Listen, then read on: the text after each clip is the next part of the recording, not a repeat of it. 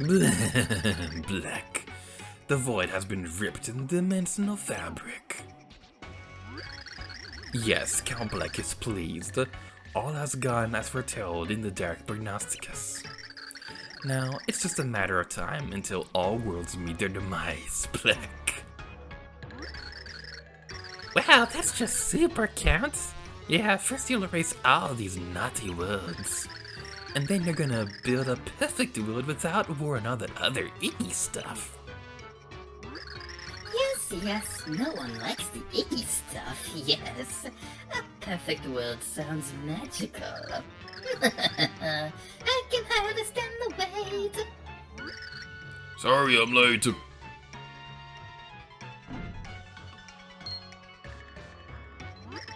What in blazing bullgrats? I had to beat myself here. What's going on?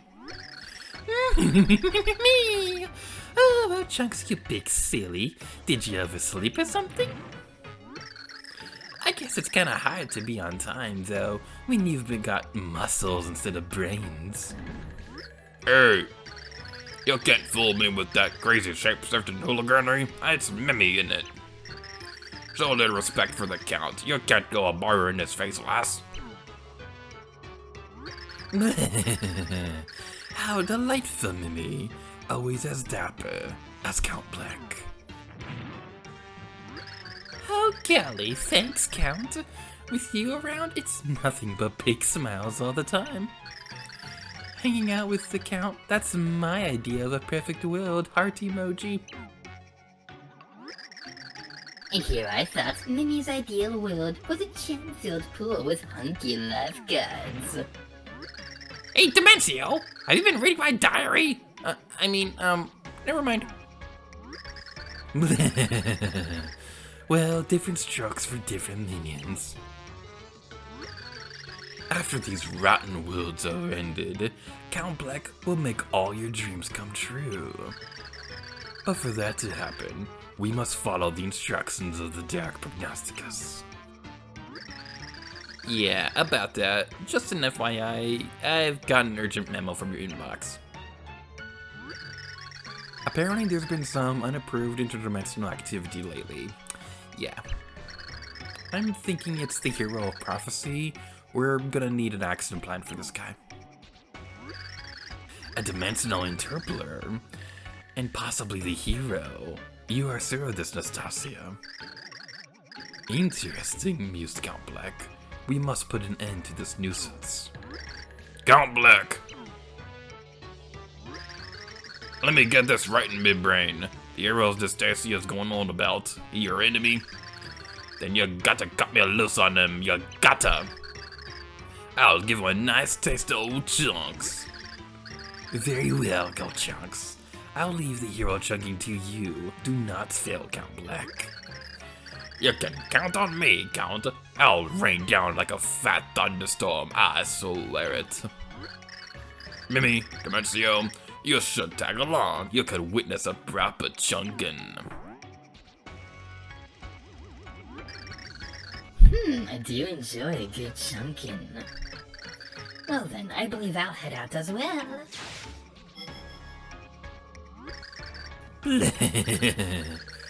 So, hero, you will defy Count Black. Then hurry, for your world's end draws near. Black.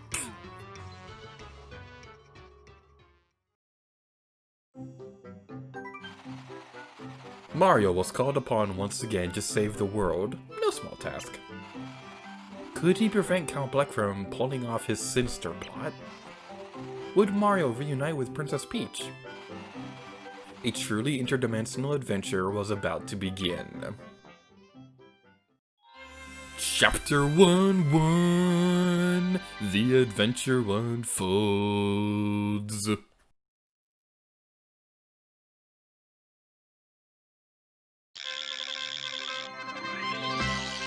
This is the coolest level transition ever!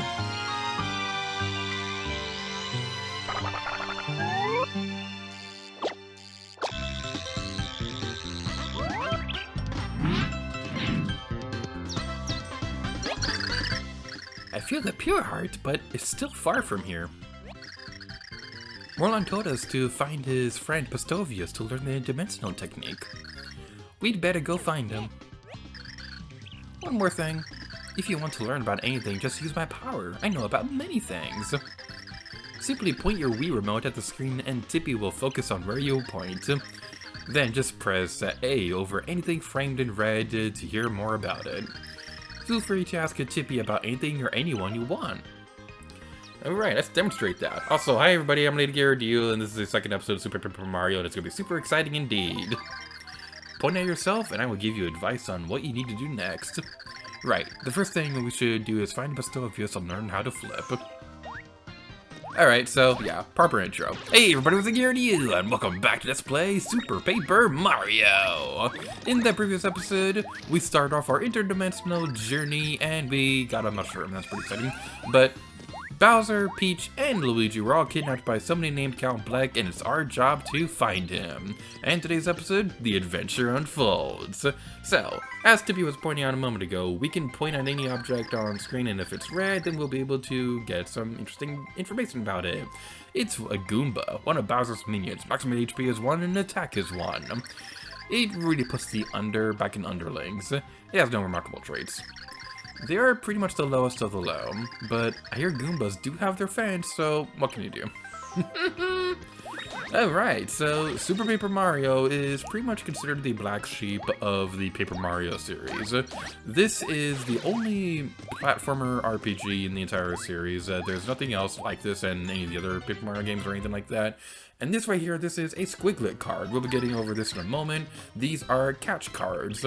So that's something that's pretty interesting. We'll be going over them in a moment, like I said earlier.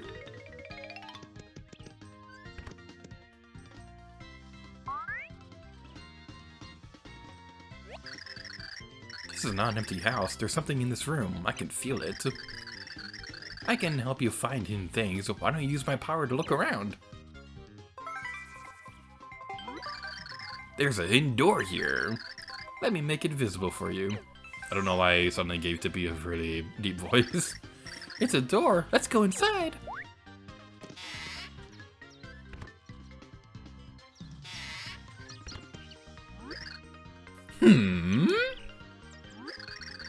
What is this meager mustache that stands before me?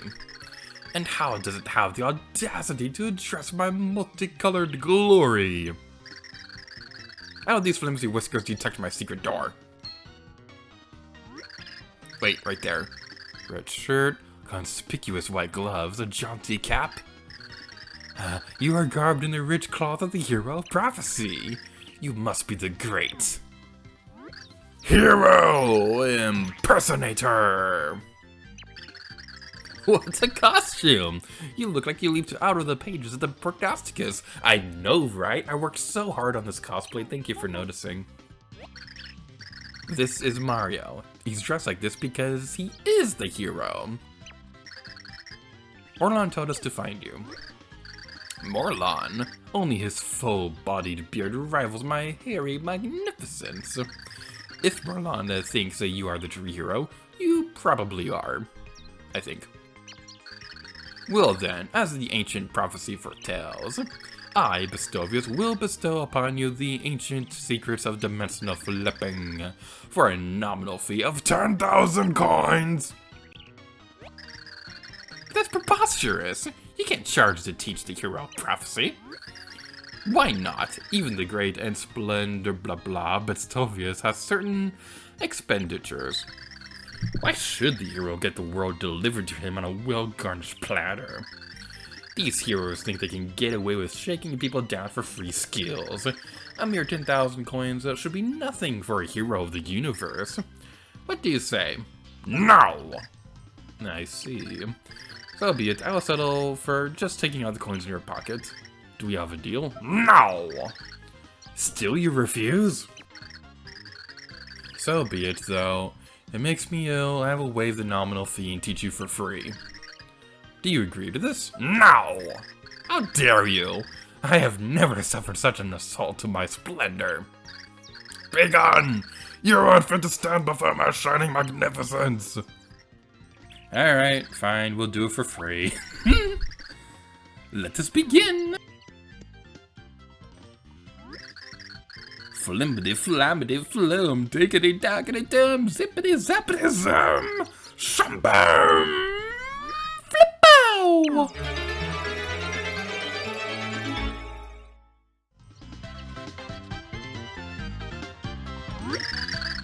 I, Bestovius, have granted you the ability to flip between dimensions. Press A to slip between the very fabric of space and flip between 2D and 3D. Well, what do you think? Mind-blowing, isn't it? What is this A button I speak of? I assure you that if we were being watched from another dimension, those beings will understand, but you lack the mustache for full comprehension.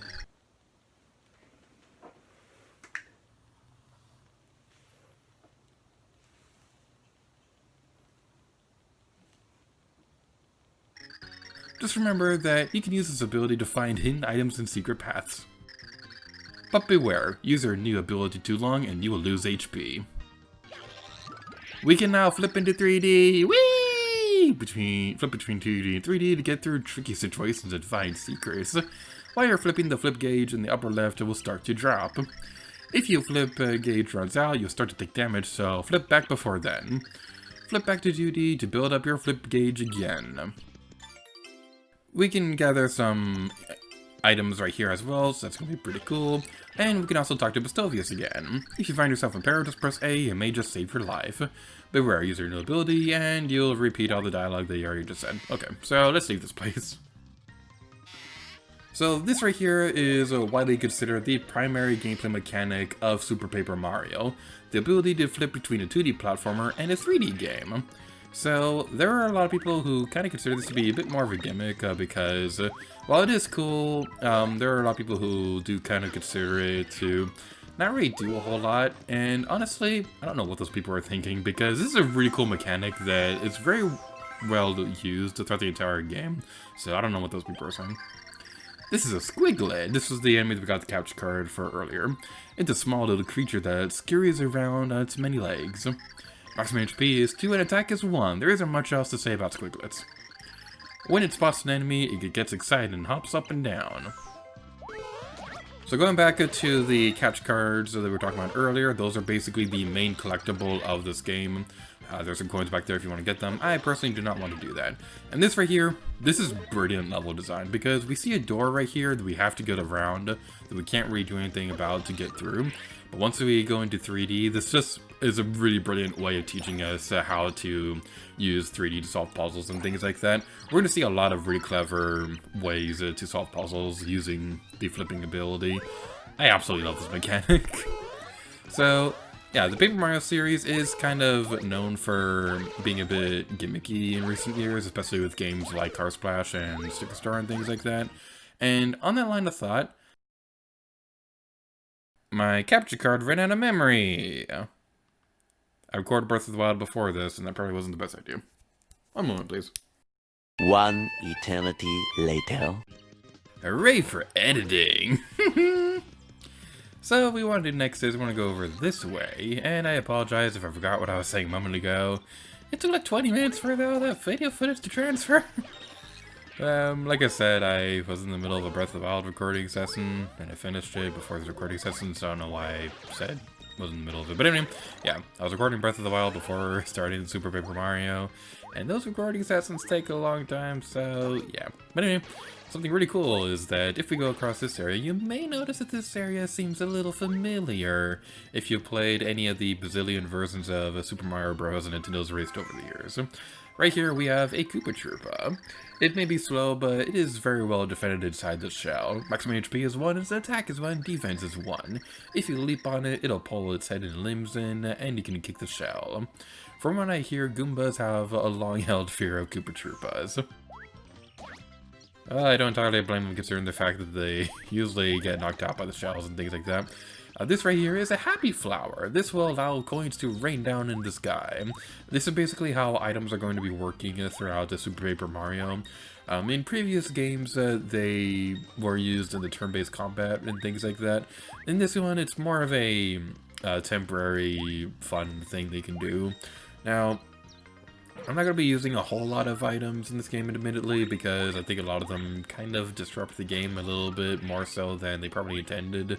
But it is still a pretty fun and interesting gameplay mechanic. And that Goomba will be stuck in 3D forever, because I'm jealous that that one can be in 3D forever and I can't. This one is purple. Do you have anything different? It's a squig. These creatures are tougher squiglets. Maximum HP is 4 and attack is 1. They have a nasty habit of spitting rocks. Thankfully, their rocks are slow and easy to avoid.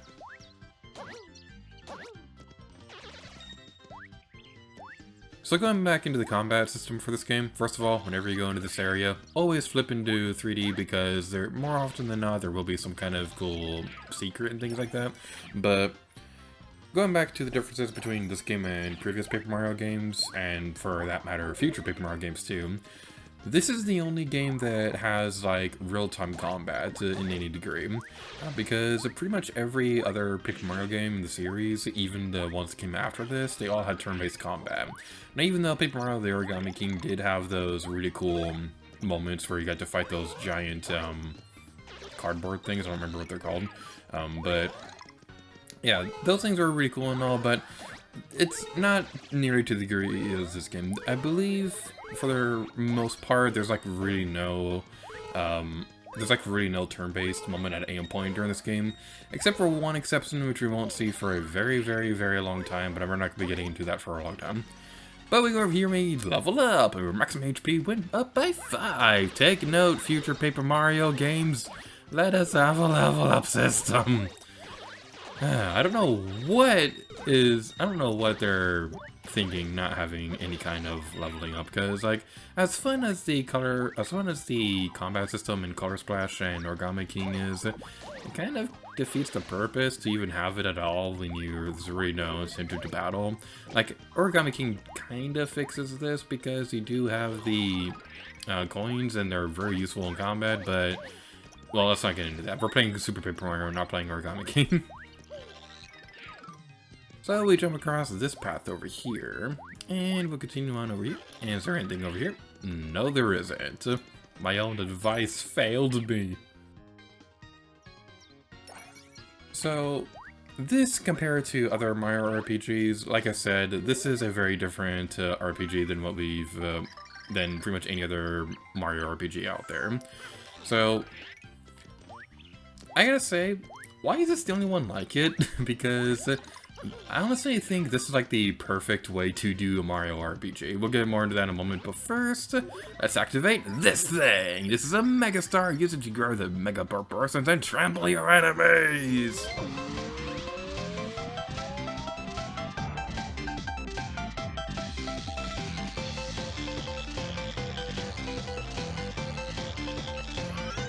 Having a power-up that turns Mario massive is kind of a cliche at this point, but this is easily the coolest way that they have ever done it. I love this so much.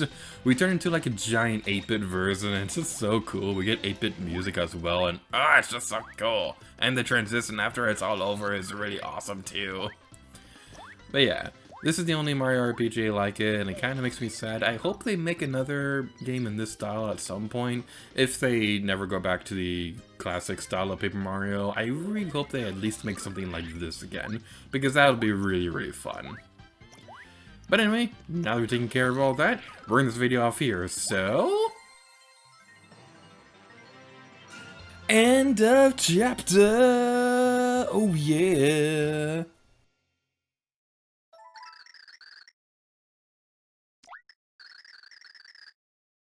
So I'm taking care of all that, we're in this video off here. So thank you all so much for watching this episode of Super Paper Mario, and until next time, Lady Gear to you. Oh yeah.